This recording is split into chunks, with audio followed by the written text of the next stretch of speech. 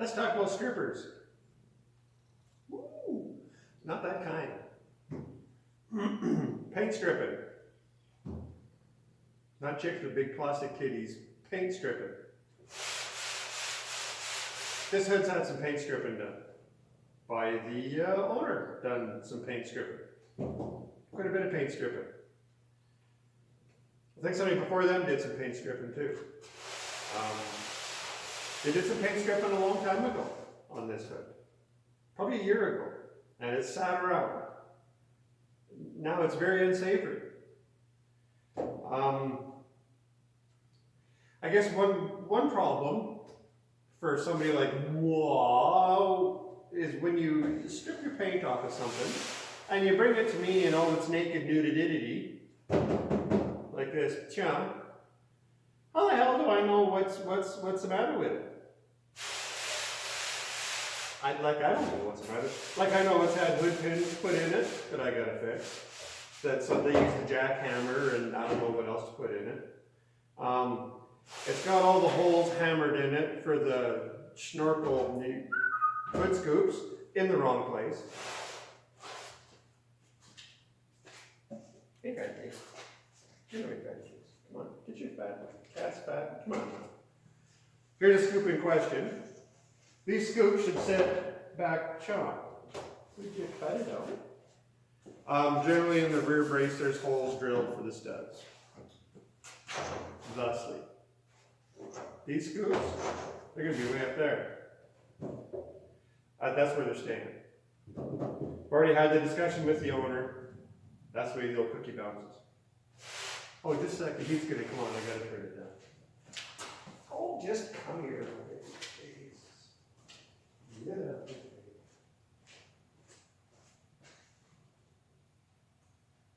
All right, Peter. All right. So now, anyways, hood scoops in the wrong place. I'm going to ditch the hood pins, whatever. But the stripping. So I don't know. They went at it pretty aggressively, both sides. Dodge hoods weigh very heavy. Here, I'll just show you. Again, fairly aggressively on the inside as well. I have learned that you can't sandblast the inside of a Dodge hood. They all rust just crazy, the inner braces. I've had, actually this same fella brought me a Dodge hood once, and the inner brace work was rusted right through. The outside of the hood's dandy, but the inner brace work rotted right through. Now, I used to think maybe it was from the hood insulation, but it rusts up there too, so I don't know. It's a Dodge thing, I guess. But what I've learned in the past is if you, like I've lined the insides of the hood with cardboard in all them triangles. Here, let me show you on the trunk lid. So this is the trunk lid. Now they've stripped this as well, and as you can tell by looking, again, here, let me quit shaking you around so much. Fairly aggressively. This is stuff that I've put in here to strengthen it back up again, to kind of glue the skin to the bracework. But if you sandblast the inside of this bracework, it warps.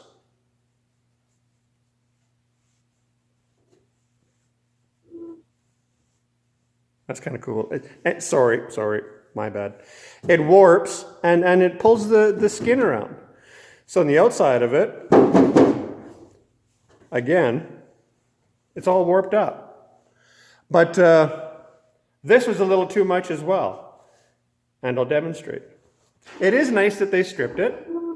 Sure, that's dandy. That saves some work for me. But at the same time, it also creates some work. I think it's kind of, and I've heard it 1,000 times, somebody saying that they've stripped it for me and saved a whole bunch of work. But I mean, I guess. He didn't save me that much work. But here, just a second, I'll flip this turkey back over again.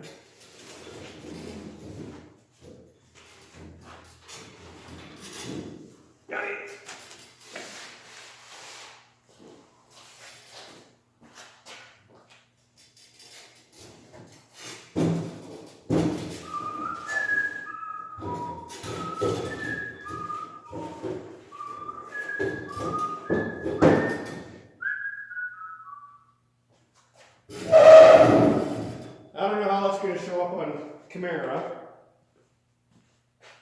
I don't know, it might show up. But you'll see the work that it's caused. Now, you can see here, here, there. You can see the shadows coming through of substantial filler work. And now if I pull back and quit jiggling you around, you can kind of see that those shadows coming through. Well, those are the triangles of that inner hood brace. So now what's happened is they've gone at the inside of this skin so aggressively that they've put heat into it and they've warped it and pulled it in between. And I mean, some of it was pretty bad. Some of it, there was some bass in there that I could have poured a half a beer into. And that's a waste of a half a beer. But as I said, you can see the design of that inner hood brace work. And that's because they warped the panel in between. Get another trunk lid, you say. Well, here in Kanadistan, there's not as much of this kind of stuff floating around as you might think.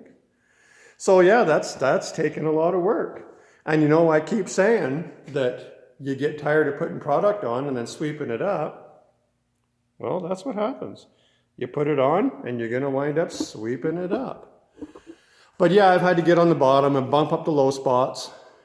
And then when it's in bare steel, you can't just look at it like a painted surface and see the waves and ripples in it. You got to try to find them. Where's Waldo? I don't know. Waldo's a dickhead. Anyways, so I got to do that to this now.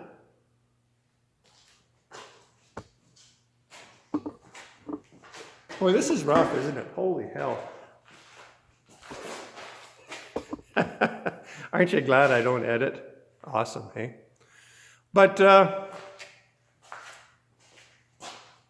that's where we're going to be with this, because as I said, they've got it the inside of this the same way they will the inside of that. Now, an odd thing about this, am I still in for just a minute?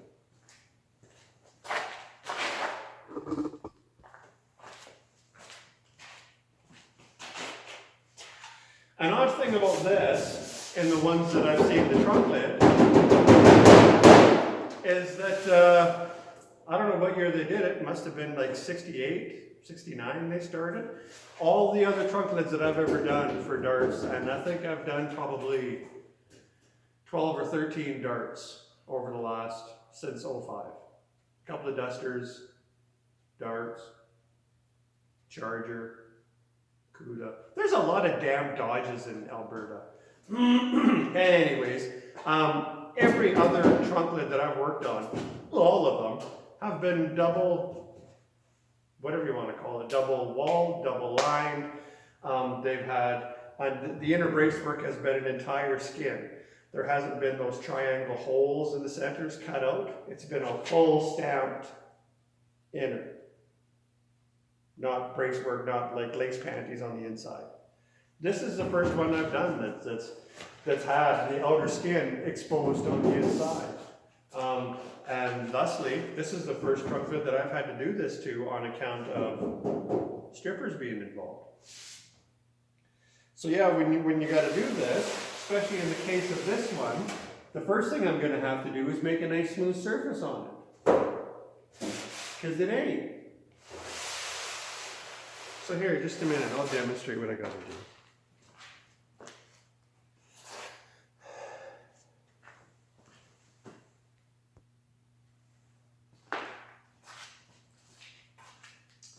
So, the common customer phrase.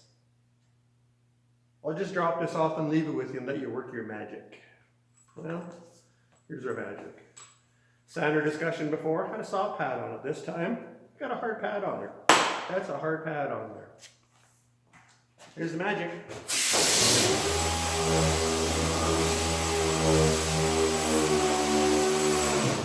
80 grit.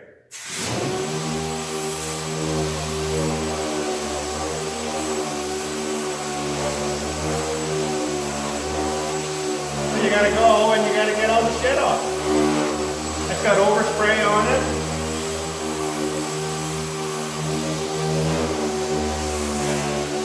Starting to oxidize a little bit. I wouldn't call it rust. but it's starting to oxidize. It's not rusting, but I mean, you can kind of see.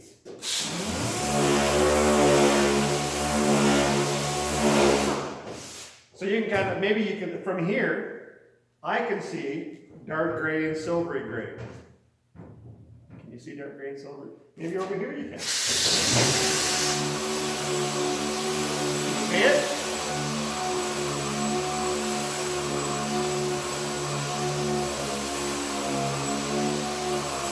Magic, hey? Magic. I love peanut butter goddamn sandwiches. He waves the magic wand and he says the magic word. See, and you got some darker gray and some silver. So what I'm doing is with the 80 grit, on the hard pads, on the magic, woo, the magic, I'm cleaning the oxidation off. And I'll do the whole stinking thing. And then once I clean the oxidation off, well, then we'll start looking for damage. And generally the way that I'll do that is once I've got that whole hood cleaned down with 80 grit, so it's like you can hear the difference. Can you hear that? No, that. Maybe I can hear it. Once I get it smoothly like that, then what I'll do is I'll spray a good, reasonably wet coat of degreaser over top of the whole panel. Get the whole thing evenly wet, and then that'll be like paint on it, and then I'll look at it, and then I'll shit right square in my pants, because then I'll be able to see all the work that's got to be done to this hood. So that's the procedure. So I'm going to shut you off for a minute, because who gives a fat rat's pair of shriveled up 85-year-old nuts about me sanding this hood with 80 grit, and then maybe I'll continue doing that, and then maybe we'll make it shiny and have another look at it. And then openly weep, I'm sure. It'll be fun. Everybody likes to see a grown man cry, don't they? Doesn't do me any good.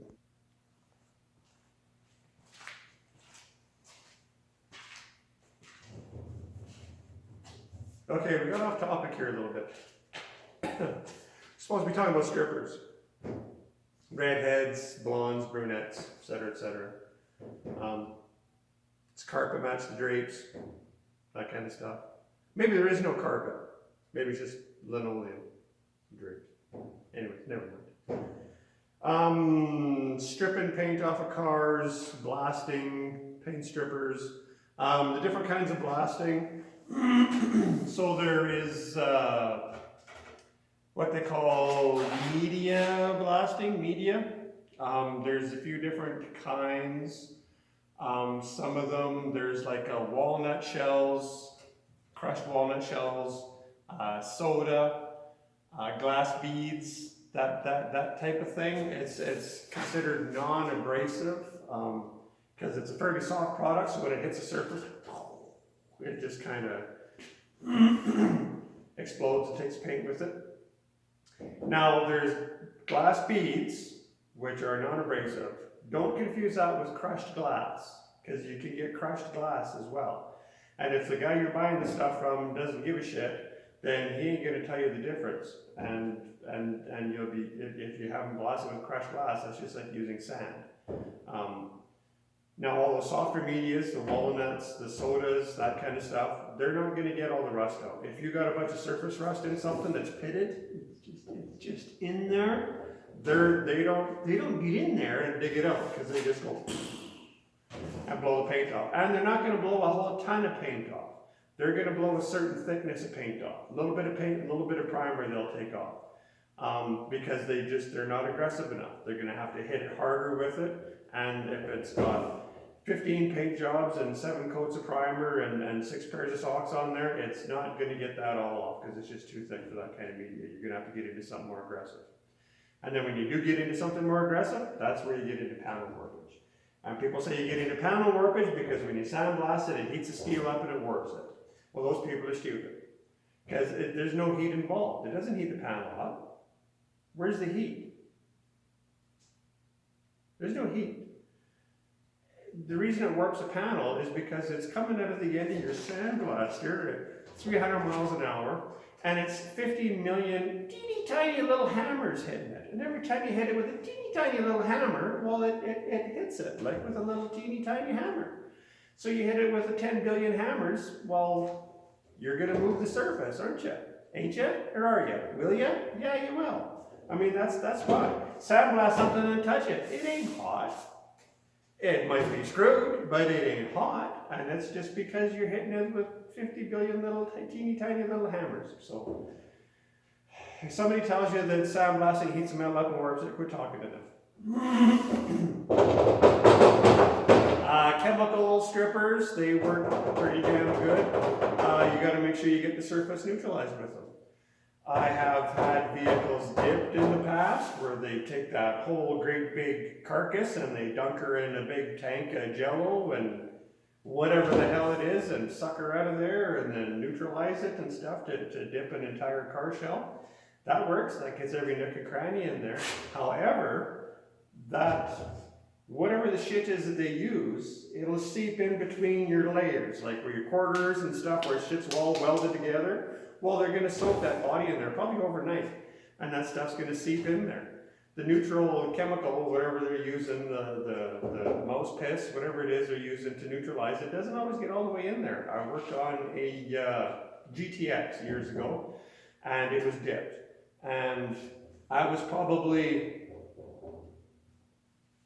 See, here in Alberta, we don't got the big humidity. So that GTX was in here on a rotisserie for, I'll bet you it was better than a month before I was done doing metal work and had any epoxy on it at all. But where I'm at, it's not overly humid all year round, so you don't get the flash rusting that you might get in places where it's humid.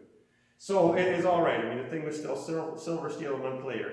Not the point. The point is, in the time that it sat there, had I laid epoxy on it immediately, I would not have seen that their chemical had started seeping out around all the layered seams in the construction of the body. So the chemical was still inside that car, and it's still active inside that car. Now, I will guarantee you, as I told the customer, that I can't guarantee that the paint's not going to come off around those seams in time as that chemical continues to come out. So myself, I don't like dipping anymore, just based on that. So there you go, there's your different methods of stripping. You got your pole dancers, you got your lap dancers, you got your sand, you got your walnuts, you got stuff. That's and chemical or mechanically. Grinders, sanders, sandpaper. If you do it mechanically and do it yourself, you can gauge the panel before you strip it, because now that we're down to bare steel, you don't know what kind of show you paid your ticket, but you don't know what kind of show you're going to. So let's see what's under door number 3. Curtain, raise the curtains. I don't know. So you might be saying to yourself, looking at this, you might be saying, Tony, you handsome son of a bitch.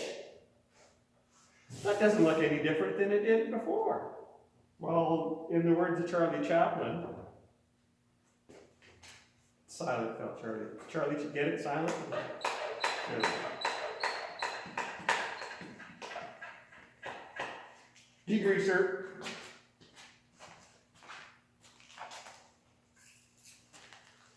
So I'll give it a good, pretty heavy, and I'll try to keep it nice and even coat of degreaser over the whole surface.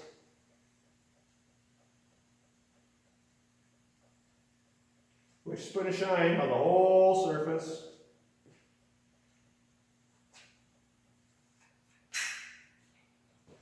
And then you get down there and you lay an eyeball on it. Holy hell. Son of a bitch. See, yeah, you can't see what I'm seeing, and it's probably a good thing, because, yep. Because yeah, this hood is going to look like that trunk lid, only bigger. Yeah, that's not good. It's not good. It's not good. It's not my birthday, that's for damn sure. And as far as strippers go, this is the worst strip show ever. This is terrible. This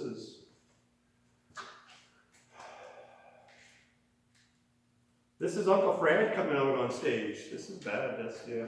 And so anyways, there's there's our talk on strippers and stuff like that. And probably shouldn't have done this on camera. I'm going to start to weep now. Now I'm openly distressed. Yeah, that's a bummer. But this is it. This is what we do, right? That's what I do. If you've got kids and they want to do this, God help you. Talk them out of it. So, anyways, that's it. That's all I got to say. Kind of bummed out now. Oh, well, I knew it was coming. Cheers. Hope that helped you. Cut.